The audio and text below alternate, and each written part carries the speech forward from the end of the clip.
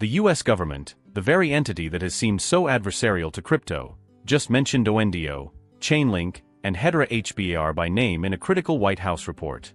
Not as warnings, not as cautionary tales, but as integral components of America's digital future. If you own any of these, or you're even thinking about it, this isn't just a video you should watch. This is a video you must watch. Because what they're hinting at, what they're signaling, it could trigger 5,000x growth for those who understand it. Today, I'm going to peel back the layers of this groundbreaking White House report, the Strengthening American Leadership in Digital Financial Technology report, and show you exactly why ONDO, Chainlink, Link, and Hedera HBAR aren't just surviving the crypto winter, but are quietly becoming the bedrock of the new financial system. You'll discover 1. The specific ways these projects are being tapped by the highest levels of government and finance. 2.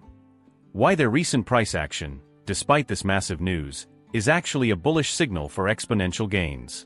And how the next market cycle, driven by these foundational shifts, could deliver 5,000x growth to those who position themselves correctly. This isn't about speculation on flimsy projects. This is about identifying infrastructure. It's about understanding the deep strategic moves being made by the powers that be. And by the end of this video, if you own ONDO, Link, or HBAR, you'll have a clarity and conviction that almost no one else in the market possesses. Get ready to buckle up. So, the US government drops this bombshell. ONDO, Link, HBAR, named in a White House report. In any other market, this would send prices parabolic, right? Mass hysteria, FOMO buying, moon missions. But what actually happened? Crickets. Relative silence. Maybe a small bump, but nothing compared to the gravity of this news. Why the muted reaction? Why haven't we seen these assets explode yet? Are the markets missing something crucial? Or is this silence a deliberate strategic play by the big money, allowing them to accumulate before the inevitable surge? This lack of immediate price action, believe it or not, is one of the most bullish signals you could ask for.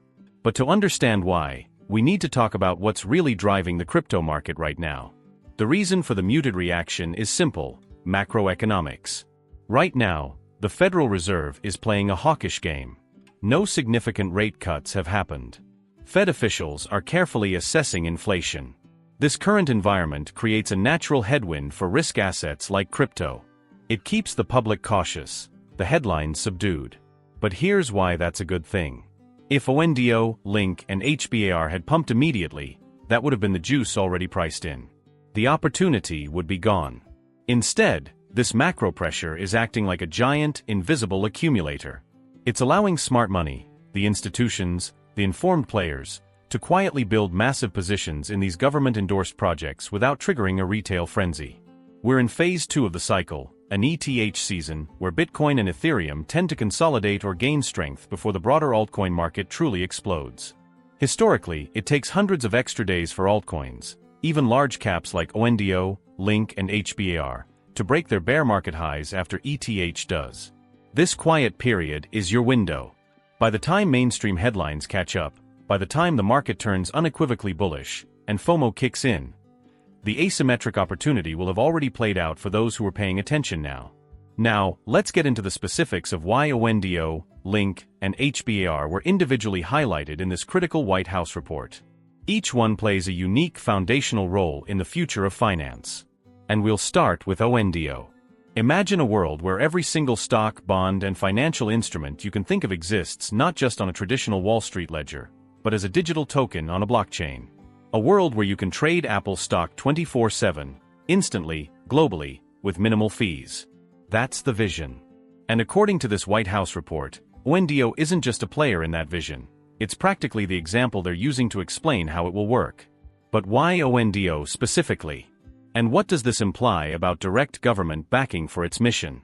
On page 41 of the 166-page Strengthening American Leadership report, ONDO is explicitly mentioned and used as a prime example in the tokenization process.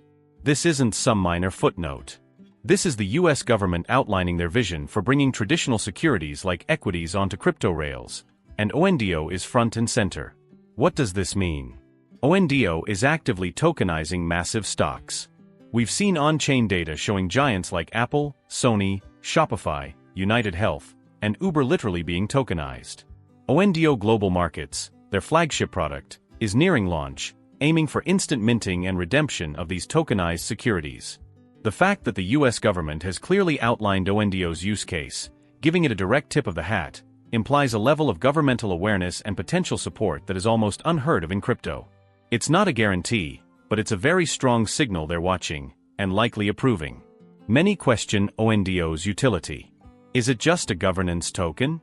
Will that limit its price? Look, most cryptos, and even traditional stocks, are bought for appreciation, not direct utility. ONDO is the speculative vehicle into the growth of the ONDO ecosystem. Simple as that. The real question isn't its utility today, but its integrations. Because buried deep in ONDO's documentation, there's a crucial detail about their cross-chain operations, mentioning unexpected partners like Plume and the Cosmos ecosystem. Plume is a tiny, perhaps overlooked project, but it's designed specifically for real-world asset finance in DeFi. Why is ONDO instantly plugging into Plume? And what does this mean for investors looking for smaller-cap projects with massive, hidden leverage to the tokenization narrative? The ONDO chain is designed to support cross-chain operations with specific networks, and Plume is explicitly listed. Plume, a smaller-cap project with a market cap around $300 to $400 million, is built to enable real-world assets like tokenized stocks to be used in a DeFi capacity. This means you could potentially use your tokenized Apple stock from ONDO as collateral in a lending protocol on Plume. This isn't just holding stocks, it's using them in crypto. Even more compelling, Plume also received a direct mention in the same White House report. A graphic prepared by Plume was used as an extract, indicating their ideas and contributions were directly considered by the US government. This shows a deep level of engagement, not just a passing glance. Plume is instantly usable with government-tipped projects like ONDO, directly enabling DeFi on real-world assets. This creates a powerful symbiotic relationship and reveals a smaller high-leverage opportunity for those who dare to look beyond the top 100.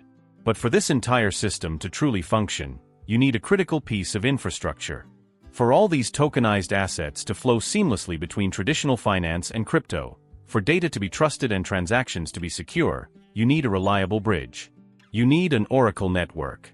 And when you talk about oracles, one name dominates: Chainlink, Link. Chainlink's role in the future of finance is so profound, so deeply intertwined with the government's digital asset strategy, that it's almost unbelievable how quietly they've operated. They weren't just mentioned in the White House report, their own graphics and products were used to outline the future. But what specific powers does Link possess that make it indispensable to the US government's vision, even advising the SEC? Just like ONDO and Plume, Chainlink had its own graphic and product utility directly referenced in the White House report. Specifically, their Oracle network for orchestration, outlining how Link will be used for price feeds, data feeds, and crucially, their CCIP, cross-chain interoperability protocol, which will connect entirely new networks together. But the government ties run even deeper. Chainlink has actively outlined its engagement with the US government in its own reports. The SEC getting guidance from Chainlink themselves, stablecoin issuers literally using Chainlink after the Genius Act was passed, Sergey Nazarov, Chainlink's founder, speaking at the White House, the SEC task force inviting Chainlink to discuss tokenized asset standardization. Paul Atkins, a former SEC chairman and advisor to Securitize, a major tokenization player working with BlackRock, has also been directly involved with Chainlink at events. This isn't just a partnership, this is deep, strategic integration. Chainlink isn't just an Oracle network, it's becoming the universal translator, the secure bridge, for the entire global financial system as it moves on-chain. This makes Link an absolutely critical, indispensable piece of infrastructure for the coming tokenization boom. So we've covered ONDO as the tokenization blueprint, Plume as its DeFi accelerator, and Chainlink as the indispensable interoperability layer. But what about Hedera HBAR? How does it fit into this trifecta of government-endorsed crypto? Hedera HBAR has been a quiet giant, known for its enterprise-grade capabilities and unique hashgraph technology. While the report mentions its DeFi stack information, the recent, almost unbelievable developments for HBAR go far beyond just a White House citation. We're talking about listings on major retail platforms, institutional fund inclusions, and even the whisper of a dedicated BAR ETF. But what exactly is happening behind the scenes that positions HBAR for such explosive growth, potentially even outpacing its peers? Hedera HBAR received its reference in the report based on its DeFi technology stack, with information directly sourced from Hedera. This acknowledges Hedera's technological prowess and its unique hashgraph algorithm, which many believe is a step above traditional blockchain for its speed, security, and fairness. But the news for HBAR goes even deeper. In recent weeks, we've seen HBAR listed on major retail platforms like Robinhood, which often leads to significant price surges due to increased accessibility. Grayscale, a titan in institutional crypto investments, added HBAR to their smart contract platform fund, signaling serious institutional interest. Kraken, another major exchange, plans to list HBAR, further boosting liquidity. And perhaps the most explosive news of all, whispers of an HBAR ETF with a staggering 90% approval odds, as reported by prominent analysts. An ETF would unleash a torrent of institutional capital, allowing traditional investors to gain exposure to HBAR without ever touching crypto directly. This isn't just big, it's a game changer that could send HBAR parabolic. What do ONDO, Chainlink, Link, and Hedera HBAR all have in common? Tokenization. They might flirt with different areas, do different things, but their core mission revolves around tokenizing the world's assets. As we know, tokenization as a narrative for this bull run will be one of the strongest, right up there with AI and gaming. ONDO is building the rails for traditional securities. Chainlink is providing the secure, interoperable bridge for that data. And Hedera HBAR is offering the enterprise-grade, compliant, energy-efficient ledger for it all to live on, attracting the world's biggest corporations and now, potentially, direct ETF inflows. Right now, these coins, on average, still have significant room to go just to reclaim their bear market highs, ranging from 45% for HBAR to over 100% for ONDO and Link. That's just getting back to previous levels.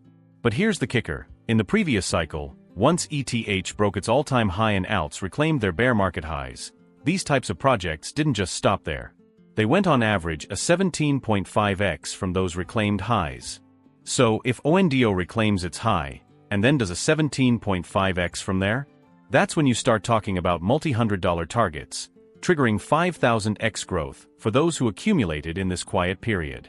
Don't be the person who gets emotionally depressed now, only to get FOMO when these reclaim their highs and the real parabolic move begins. This isn't a dream. This is the playbook of institutional adoption intersecting with market cycles. For too long, the crypto space has been about speculation. But true wealth, generational wealth, is built on understanding fundamental shifts.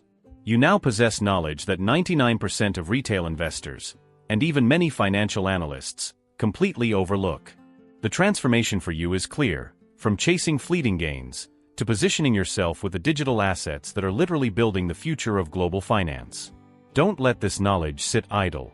Educate yourself further. Because the question isn't if ONDO, Link, and HBAR will explode. It's when.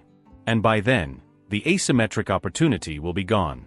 To dive deeper into the strategic implications of real-world asset tokenization and how to prepare your portfolio for this coming tsunami, watch my next video right here. The future isn't coming, it's being built, brick by digital brick, by projects like ONDO, Chainlink, and Hedera HBAR. Stay sharp, stay informed, and I'll see you in the next one. Don't miss it.